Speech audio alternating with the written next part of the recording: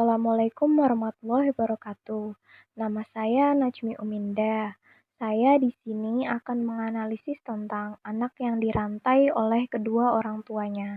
Hai, Assalamualaikum warahmatullahi wabarakatuh. Saya Nur Lutfiatunisa akan mencoba menganalisis dan mengkritik sebuah berita mengenai seorang anak yang dirantai oleh kedua orang tuanya. Dari kasus yang sudah dijabarkan di awal, faktor yang mempengaruhi orang tua MN ini adalah untuk memberikan efek jera kepada si MN karena telah mengambil uang orang tuanya tanpa izin. Lalu, dilihat dari kondisi ekonomi keluarganya terbilang lemah. Jadi orang tua si MN ini berdagang di pasar untuk mencari nafkah. Dan selama orang tuanya berdagang, si MN ini dirantai oleh kedua orang tuanya yang bertujuan agar MN tidak keluyuran selama ditinggal di rumah sendirian. Faktor yang mempengaruhi orang tua anak melakukan hal tersebut yaitu agar memberikan efek jera kepada sang anak. Dan dalam kasusnya menyatakan bahwa orang tuanya itu merantai anaknya dikarenakan anaknya mengambil uang tanpa sepengetahuan orang tuanya. Selain itu juga disebabkan oleh faktor ekonomi, seperti yang tertulis di berita bahwa kedua orang tua anak merupakan seorang pedagang, dan alasan mereka merantai anaknya karena agar tidak keluyuran saat mereka bekerja. Kejadian tersebut membuat kedua orang tua MN mendapatkan sanksi sosial dari warga setempat. Warga yang merasa geram berusaha melaporkan orang tua MN ini ke kantor desa untuk dimintai keterangan. Dan kabarnya orang tua si MN diusir dari kampung oleh warga setempat atas perbuatannya. Tetapi pihak polisi dan pemerintah setempat berusaha mediasi dengan seluruh warga agar menyelesaikan masalah tersebut secara kekeluargaan. Karena mengingat ibu dari si MN sedang hamil 3 bulan. Maka dari itu, warga diminta untuk berdamai dengan pelaku dan menerima kembali keluarga tersebut tinggal di rumahnya. Hukuman yang pantas didapatkan orang tua MN seharusnya lebih dari pembinaan, mengingat hal ini sudah termasuk kategori kekerasan terhadap anak. Meskipun polisi tidak menemukan tindakan kekerasan fisik terhadap MN, tetap saja orang tua MN seharusnya mendapatkan hukuman yang lebih dari sekedar pembinaan atas perbuatannya. Untuk sanksi yang didapatkan oleh orang tua sang anak, yaitu ada berupa sanksi sosial berupa pengucilan dari warga setempat dan sanksi hukum yang berupa pembinaan kepada orang tua sang anak. Karena kasus ini termasuk kekerasan dalam keluarga khususnya pada anak dan mengingat banyak juga undang-undang di Indonesia yang menyangkut tentang masalah kekerasan dan penganiayaan, maka dari itu sebaiknya hukuman yang setimpal harus tetap didapatkan agar tidak lagi terjadi kasus yang serupa.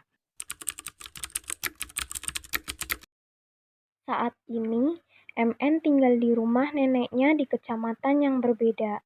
Dampak dari kekerasan yang didapatkan oleh MN jelas mempengaruhi psikisnya. Maka dari itu, pendamping pusat pelayanan terpadu secepatnya melakukan pemeriksaan psikologis terhadap MN dan mendapatkan pendampingan psikis untuk pemulihan traumanya. Dampak psikis sudah pasti, seperti perasaan takut akan kejadian tersebut. Karena dengan umur yang masih 7 tahun dan telah mendapatkan tindakan yang tidak seharusnya di usia tersebut dapatkan, pasti akan menimbulkan trauma yang bisa saja menjadi ingatan buruk bagi sang anak di kemudian hari. Tentu saja, yang dilakukan orang tua MN tidak bisa dibenarkan. Kekerasan apapun terhadap anak tidak diperkenankan sama sekali dengan alasan apapun. Kekerasan tetap kekerasan. Kekerasan apapun itu, pelakunya harus mendapatkan hukuman. Tidak pantas, walaupun kekerasan itu terjadi karena orang tua menginginkan anaknya belajar menyadari kesalahannya, namun kekerasan bukanlah jalan yang terbaik.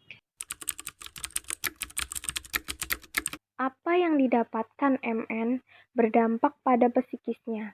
Solusi untuk mengatasi traumatik MN dengan melakukan pembinaan psikologis secara bertahap dan rutin.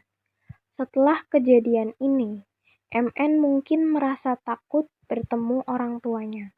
Maka harus dilakukan tindakan khusus agar MN bisa pulih kembali dan bisa berkumpul dengan orang tuanya lagi. Kasus kekerasan terhadap anak dengan berdalih agar anak merasa jera sering ditemukan. Pentingnya orang tua belajar tentang parenting, agar saat sudah berkeluarga, orang tua dapat mendidik anak dengan cara yang manusiawi, baik dan benar. Jika sudah kejadian seperti kasus MN, maka akan berakibat buruk untuk anaknya. Belum lagi harus menerima sanksi sosial dari warga sekitar atas perbuatannya. Semua orang tua pasti ingin melakukan yang terbaik untuk anaknya. Namun, terkadang ada beberapa orang tua yang salah dalam mendidik anak-anaknya. Yang mereka dapatkan justru anak yang trauma terhadap orang tua sendiri. Maka dari itu, pentingnya edukasi terhadap orang tua tentang tata cara mendidik anak yang baik dan benar. Solusi untuk mengatasi traumatik sang anak yaitu dapat dengan memberikan pendampingan psikologi dan memberikan perhatian lebih atau sekedar teman bercerita, mengganti suasana lingkungan yang dapat memberikan ia perlindungan dan rasa aman agar membuat ia melupakan kejadian yang telah dialaminya. Banyak sekali orang tua menganggap kekerasan adalah salah satu atau satu-satunya cara untuk mendidik anaknya agar jera atau mengakui kesalahan yang telah anak perbuat. Apalagi menganggap hukuman adalah bentuk rasa sayang karena agar mereka tidak melakukan hal yang tidak baik, agar mereka belajar apa yang diperbuat itu ada konsekuensinya. Namun mereka kurang memikirkan perasaan yang dialami sang anak. Apakah dampak yang terjadi bagi psikis sang anak dan perkembangannya kelak?